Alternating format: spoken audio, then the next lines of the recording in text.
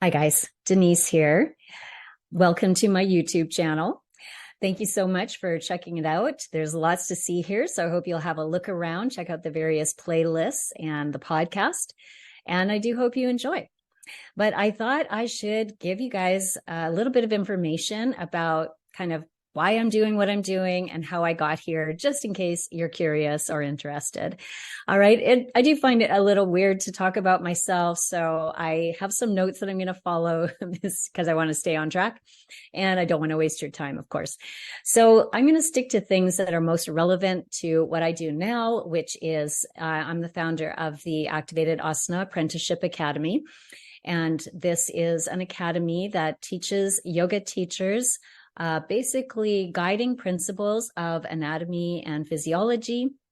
And I teach my own methodology called organization and activation. And that is built on the science of movement and fascia and kind of the integration of yoga and other movement systems to form kind of a cohesive foundation that applies across all movement. Okay, so that's the key to know about what I do. Doesn't just apply to yoga, but it applies to all kinds of movement that we do. So how did I get to where I am right now? All right, so first of all, I started in my kind of fitness journey very early, just kind of like a lot of people in the early 80s, joining a gym and exploring using different kinds of equipment and gravitating into the aerobics classes, which I did, and quickly became trained as an aerobics teacher and was certified in that, and absolutely had a blast teaching that kind of movement. That morphed into all kinds of group fitness, and I absolutely loved offering group fitness.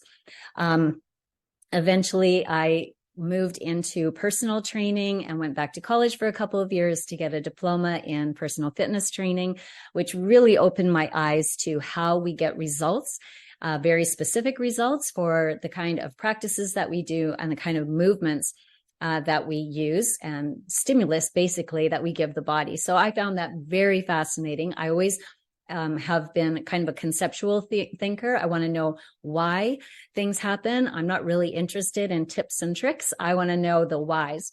And so that's what I was learning. And I loved teaching group and also teaching one-on-one. And I did that for about 12 years. I was raising my kids at the same time. It was a very busy period of my life.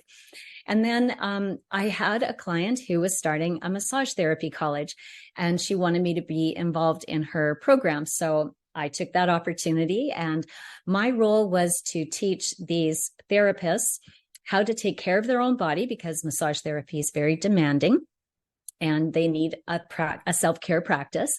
And they were also needing to be able to prescribe strengthening and remedial work for their clients eventually. So I was teaching them those kinds of things. And I eventually developed curriculum for that, and my role there expanded more and more. I finally decided I wanted to take their 2-year program and understand from the inside out how all of that worked and how I could be a better teacher for that program. But of course, I absolutely loved the study and loved the practice of massage therapy. I'd always been a kind of a big believer in that. And so I became a therapist. But at the same time, I was, here I was, a teacher at the school and a student at the school at the same time, which was very weird and stressful. But I quickly became an instructor of that program as well once I had my training, and went on to teach anatomy and physiology. So not just the remedial exercise portion, but, the full course load. Massage techniques, orthopedic testing, and all of those different elements, which I absolutely loved. But one thing to know about that situation was that I'd always taught movement and training with the idea that I was expected to get results. That's when you're a trainer, you have to get results for your client. When you're a therapist, you have to get results for your client. And, that's kind of the perspective I came at. So I took my role very seriously. I always did my research. I always conferred with my colleagues.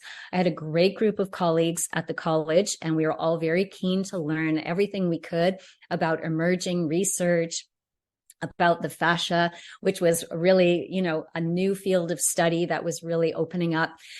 So a very rich time there for my own learning. So I continued to be an instructor there and a curriculum developer for about 12 years at the college, and then eventually became the director of the college, 2 campuses. And I did that for about 3 years, but I kind of quickly realized that administrative work was not my thing. I really am a teacher at heart. During my time at the college, I forgot to mention that I started taking yoga more seriously and fell in love with that because of all of my background was sort of coming together and realizing that, wow, this practice has enormous potential for healing and adaptation, which of course is very central to how I'm able to help people. And so I began exploring that for myself. I sort of thought I would keep it to myself, but as usual, I couldn't. So I started taking the trainings. Started with Ashtanga and then moved into Akanda, which is more of a holistic type of practice. Trained for 500 hours. I did part of my training in India. Just an amazing time and experience of learning again, just like I love to do. And at that time, I was not giving myself permission to incorporate everything that I had learned from the movement world in my other roles that I had played. I sort of thought that there was something different about yoga because that was basically how it was presented to me. So it took me a few years to realize that, wow, people actually really need to understand the adaptation response if they're going to practice yoga, because they are going to get an outcome and it might not be what they think, especially if while they're doing is stretching all the time. So, as I moved into my role as a trainer of yoga teachers, which again quickly happened pretty much the next year after I did my training, I tried to teach students as much as I could about the SAID principle, specific adaptations to imposed demands. I did my best in the limited time you have in yoga teacher training to teach those kinds of concepts. I mean, the time is just so little, and I know most yoga teachers really feel like they were not given nearly enough education. And I definitely believe that as an insider teaching those programs.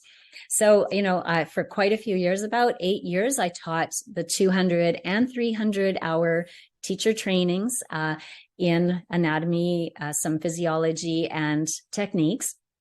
And then I just decided I needed to offer my own education where I could kind of call the shots and bring all the things that I thought were most important to students. So I offered workshops for students and for yoga teachers. I'm a continuing ed provider with Yoga Alliance. So this just kind of grew and grew, and I just kept seeing what was needed in the field of yoga, for teachers, the kind of education and support that they need and the kind of messages that our students need so that they can have a long-term practice that doesn't lead to injury or dysfunction or hip replacement. These are very important things. The physical aspect of the practice has huge impacts on the body. It could be for good, but it could be for not so good, depending on exactly what you're doing in the practice. So I just really took it upon myself to develop a methodology, as I mentioned, organization and activation, that really is about activating the muscles to tension the fascia, creating more proprioception, creating stronger tissue, creating more balance and coordination throughout the body, and helping students and teachers access the strength that it actually is latent within their own body, but they haven't been able to access it because they don't know how. So I'm teaching you how to do that. And that's where I am today.